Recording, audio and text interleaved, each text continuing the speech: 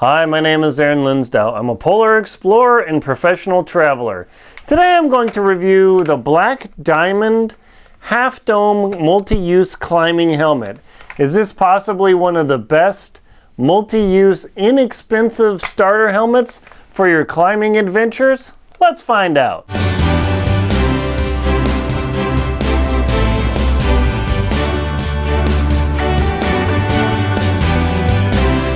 Black Diamond Half Dome Helmet. This thing is really pretty slick. For the price and the cash outlay for what you get, it's amazing how good this helmet is. So I'm going to talk a little bit about my experience with this helmet, how much the helmet weighs, some of the tech specs and everything, and see if you might actually be interested in it. But before we do that, if you wouldn't mind just hitting the subscribe button below, that helps me bring this information to you. You don't get hammered with spam or anything, and it helps me bring this information without cost for your enjoyment.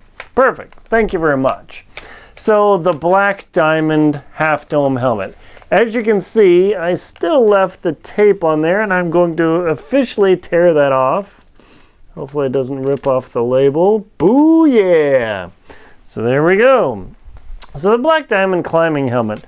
First of all, why would you want a climbing helmet? Well, if you happen to like mountaineering, climbing, or anything where you might crack your dome and, I don't know, die, having a helmet is really important. Now, I have my older helmet, which is the Petzl, and this guy looks like a stormtrooper helmet, and it has these cool vents on here. But over time, helmets should be replaced. One of the things about this style helmet, or the Black Diamond helmet, is that the hard shell type helmet arguably doesn't need to be replaced, but every 5 years or thereabouts, or if you start seeing the styrofoam disintegrate, then it's definitely time to do that. Now, why did I get a new helmet? Why did I get the Black Diamond over the Petzl? Well, they don't make this Petzl version anymore, so I don't want to give it up. And I use this when it's really cold climbing because it has vents. But the new designs on the Black Diamond helmet actually pretty much eliminate the need for those vents. So one of the challenges with wearing a climbing helmet is that when you put this sucker on and you're trudging up a mountain in the sun after you started at 3 a.m., what's going to happen? Brain cooking. Yeah, big time. So one of the challenges about a hard shell type helmet is that you can get pretty darn hot. Now, the temptation is to say, well, hey, just get rid of the helmet, it's no big deal, nothing's going to happen. Well, let me tell you, that's not correct. I have seen people sliding down mountains. I've met people who have been killed in the mountains. A Romanian climber, father and daughter, they did incredibly well on Denali. They actually summited in a storm. They gutted it out. And I thought, man, that was incredible. But I remember seeing them. They didn't have helmets on, and the father was like, don't worry, nothing dramatic's going to happen. Sure enough, a couple years later, I read a story about him in a funeral procession, and his daughter had died. And the only reason the doctor said they died, because there was a tiny avalanche they got hit. I mean, just literally at knee level, they should have been able to handle it, but the poor girl hit some ice and rocks on her head, and that was it. It was terrible. And the doctor said if they would have had a basic climbing helmet on, even a bicycle helmet, she would have had a concussion, but she would be alive today. See, climbing helmets, it's all about complacency. You think, oh, it's a big deal. Well, let me tell you, if I drop this phone from 1,000 feet above you off a mountain and it caught you in the head, I guarantee you would at least be going to the hospital, because everybody, not everyone, has some sort of phone, but these things, when accelerated, can hurt to the point where if this drilled you on the corner of your head, dropped from 1,000 feet above, it could likely cause a fracture. And that's where you don't want to be, because fracture leads to, I don't know, death. I remember I'm part of the American Alpine Club, and one of the, it was terrible, one of the descriptions of accidents on Denali where someone got killed is there was a climber up on a slope, up on one of the main slopes, and he lost control of his backpack. It started tumbling. He went after his backpack to try and get it, and he began sliding, and he didn't have his helmet on. And the final description when his body was found was that he had an injury incompatible with life. An injury incompatible with life means your brain is no longer in your head. It was terrible. So hopefully you got the idea that climbing helmets, though slightly dorky looking, are incredibly important to keep your brain inside your head. So let's talk about the Black Diamond helmet in particular. You can see on the side it actually has a really nice set of vents, and I climbed with this on Gannett Peak in Wyoming, up on a glacier, climbing away on a 55-degree slope. And I mean, it's steep. If I would have started to tumble, this helmet would be the only thing that would have kept my brain inside. So the venting system is actually pretty good on here. Now, you'll notice these interesting little straps or little positions here. These actually allow you to attach a headlamp to your helmet, so you don't have to try and have your headlamp right here. It's really annoying. Instead, you can strap this headlamp around your helmet, and that way you can continue marching on. So that's a really nice feature about this helmet. And it has this little clippy here.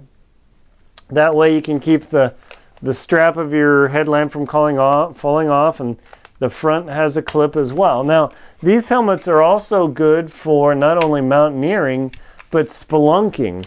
All hardcore spelunkers, people who go into caves, if you're claustrophobic, you won't know about this, but people who go into caves always have climbing helmets because they're incredibly slippery inside. I mean, I've eaten it in caves and slipped and blow! Thank goodness for the helmet.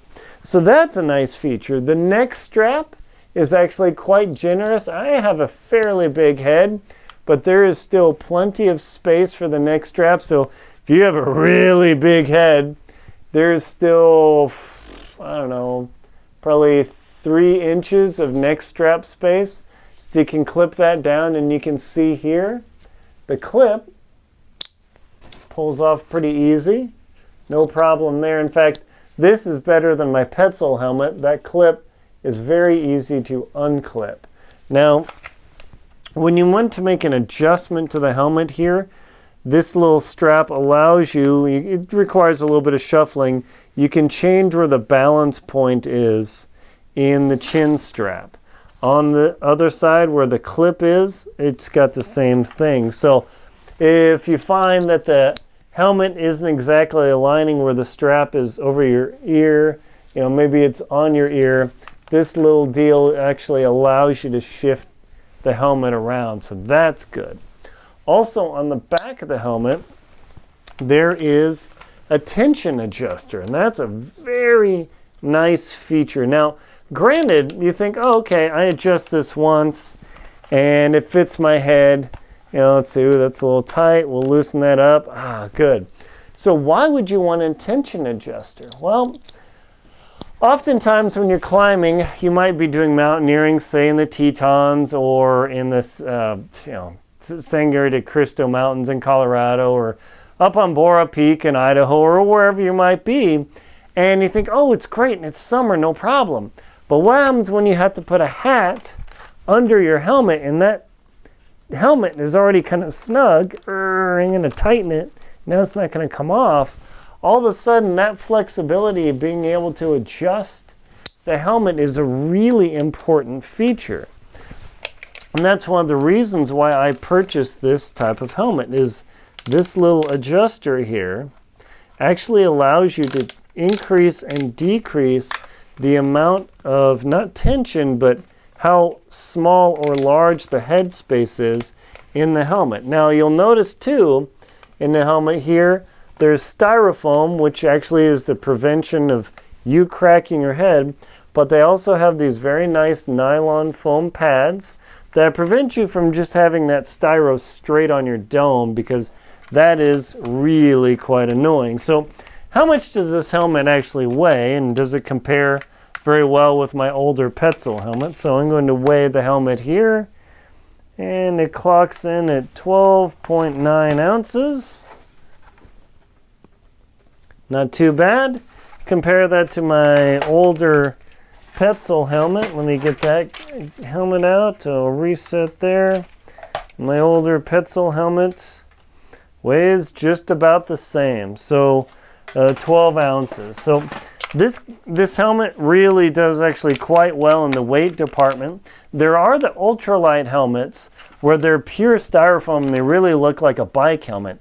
Those are super nice. They run a bit cooler and they're much lighter. However, if you drop them once on a hard floor or rock, you are supposed to replace those helmets. The nice thing about this type of helmet, even though it's not as light, is that you can drop it and it's no big deal. The styrofoam won't crack. It's protected. Those other style helmets, they're great. They're ultralight, but you drop that thing, you were supposed to replace it, just like a bike helmet. So it looks pretty tough, but no problem. And you know, I've taken a couple of rocks. I remember when I was in Denali, the wind was so powerful, it was picking up pebble-sized rocks up to the size of my first part of my index finger, and it was driving into my face, so I put my hands on the helmet like this, and brutal. So again, my helmet, my face is getting scratched up, so I literally used my helmet to protect my skin. It was pretty crazy. Other than that, the nylon on the helmet's very nice. It has a slight textured surface, so it's not too slippery, so it's fairly easy to handle with gloves. So all in all, for an inexpensive introductory climbing helmet, I can't recommend this Black Diamond Half Dome, your dome, helmet enough. There are much more expensive helmets on the market, and there's some other manufacturers, but I purchased this in Jackson Hole by a local store that I love, and it fit the bill. It was inexpensive, and it got me out climbing. So check it out. I'll put a link below to the Black Diamond Half Dome helmet for you to click. And also you can check out my book on it's called Lost at Windy Corner, about my climbing expedition in Denali, where I do talk about, the helmet is a big thing. My name is Aaron Linsdau. I'm a polar explorer and professional traveler. Please like and comment on my video. Also, again, subscribe to the channel. That makes it easy for me to bring this information to you. Also, please support me on Venmo, PayPal, and Patreon. Thank you very much for watching.